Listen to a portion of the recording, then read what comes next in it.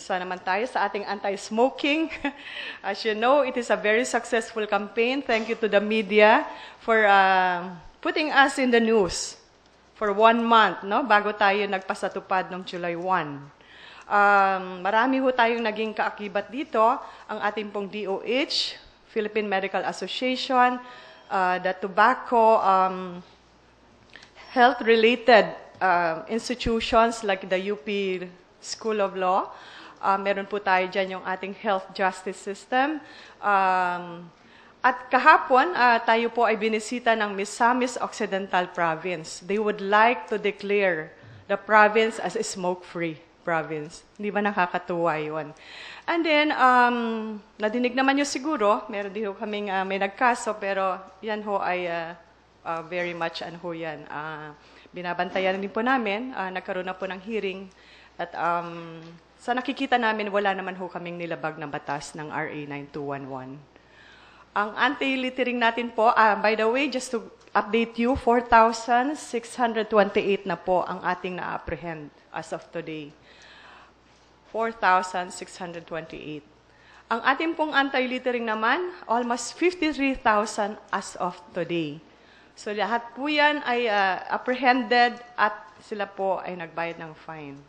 So dun sa anti-smoking natin,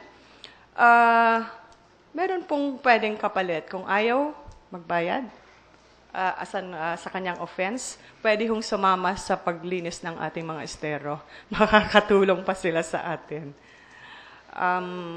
What else? Ang ating, ipapaalala ko lang sa publiko, although this has been there, yung ating pong mga, sana, footbridges, gamitin po natin, lalo ngayon nag-uulan, para ho hindi natin magkaroon ng mga sakuna dyan sa pagtawid man lang ng daan. We have a lot of cases po na hindi gumagamit ng tamang footbridge at sila ay nasasagasaan. And also, we are studying this now. Baka lagyan ho namin ng lift. Alam niyo yon, ating pong senior citizens, nagre-reklamo po sila at ating pong mga people with disabilities. So we are so friendly now with both groups. What else? Attorney Celis, ano pa bang ating mga bagong programa? Ay, ang ating lingap sa barangay. Okay. Lingap sa barangay, every week po tayo nandyan sa barangay. Ano ang ginagawa natin? Massive cleaning po yan. Yung kanila pong nagwawalis po kami. Pangalawa, nagdedeklag tayo dyan ng drainage lines nila. Pangatlo, nagpuprune tayo ng trees kasi nakakasagabal na sa kanilang mga electrical wires.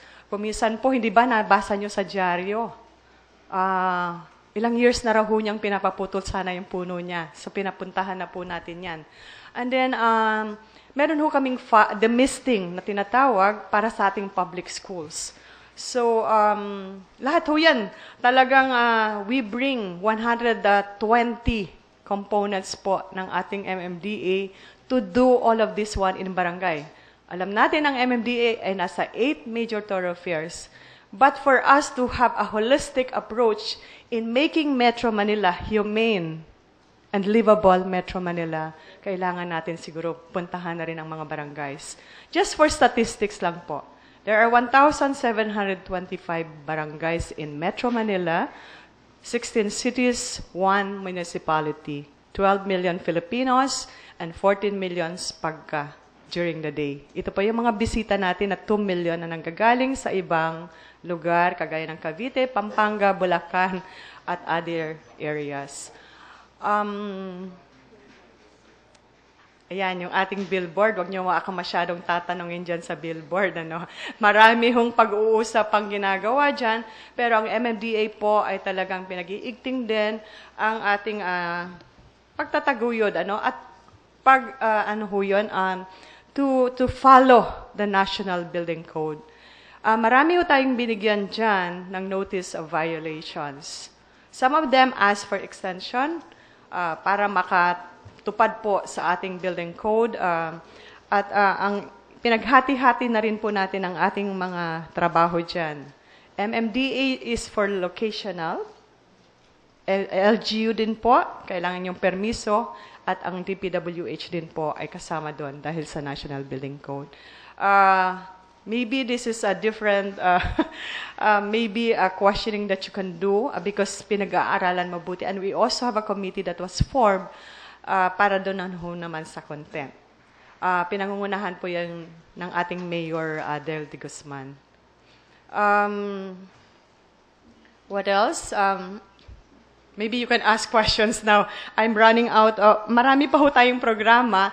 Yung greening program po ng MMDA din, pinaano ho ito ni Presidente. Ano ba yung gusto natin mangyari sa buong Metro Manila? Everything is cemented, everything is cosmetically done. Let's see naman something green. So, naipasok po natin dyan. Okay? Yung Metrocol Lab ko, nakakatuwa because yesterday was our 9th launching ng Metrocol Lab ko dito po sa ating Quezon City area. So Mayor Bistek po ay nandoon sa ating launching at yung greening rin po ay kanyang very much a priority program here in Quezon City. So can you imagine within 2 years when all our trees have grown, dahil nag-uumpisa na po tayo yan, mula nung sinabi ng Presidente, mag-greening tayo dito sa Metro Manila. Inumpisahan na yan. I'll just give you some areas where you see all these plants. Sa C5, kami po ay nagtanim na dyan, inumpisahan ng MMDA, but the partnerships are just so great. One is UST planted 400 trees. Nung 400th year ng UST. Ang Toshiba naman po ay nagplant ng 2,500 trees. So magkasunod po yun. And then I saw also some trees that were also planted by the group of yung firm na tinatawag. So napakaganda. So siguro in 2 years, mayabong na po sila. And then last Saturday, we had tree planting also in our San Mateo landfill. Imbis na pinabayaan lang po yan, nagkaroon na po ng Caballero Park. Kasi puro Caballero trees po ang tinanim. Marikina is forever planting because of their flooding. So I was also part of that planting. Makati, Muntinlupa. At kung saan-saan pa ho, marami hong mga request na MMDA should partner. In what partnership are we doing this? Kami rin ho ay nagki-clear ng area. Kami ho yung nagpubutas ng kung paano itatanim ang ating mga puno dyan. And of course, the traffic po dyan. Kami ho nagbabantay habang may tree planting. So MMDA is all over. No, every time may okasyon dyan, a simple thing as asking for traffic management, asking for portalets, nandyan po tayo, nandyan lagi ang MMDA. If you notice, for the last 1 year, our chairman Francis Tolentino, ito po yung parang naging namin, kultura ngayon, is more giving service to the public. We are not so much into infrastructure. At nakikita naman natin na ang publiko ay kung naliligayahan because they will now be secure, secure sa pagtitira dito sa Metro Manila. Saka kami rin po we keep on improving our services. I hope you all agree with us na yung aming pong mga pinapatupad ay para din sa lahat. At sa ating mga bisita, lalo na tayo ang Metro Manila ay the first part of the Philippines wherein our tourists would land and also our investors. Ito po ay isa sa mga talagang, since I came from the Asian Institute of Management, I was very much part of the competitiveness program. Kailangan ng Metro Manila ay maibigay yung kaaya-ayang Metro Manila na gustong-gusto sana ng mga investors na maglagay ng kanilang pera. So, and I'm glad the National Competitiveness Council came about also sometime in 2007. At ito po ay tinitignan na rin nila how our economy will also grow if Metro Manila is performing also its initiatives in terms of traffic mobility na nga lang eh. Yun, kumisan ng ating mga turista, ito po ang reklamo. Pero hayaan niyo ho, one of these days, siguro mabubuglagta na lang tayo na everyone will be so happy because napag-usapan na rin ito yung ating organized bus terminals, north and south. So na-identify na din po ang areas, somewhere in Balintawak area, ang ating pong north. Ang sa south naman ay somewhere in the Mall of Asia. Pag ito po ay nagawa na natin with the right budget, sana nga po ay ang ating mga provincial buses hindi na po makakarating within the Metro Manila, especially the EDSA, the major thoroughfares. At luluwag na po ang ating trafiko.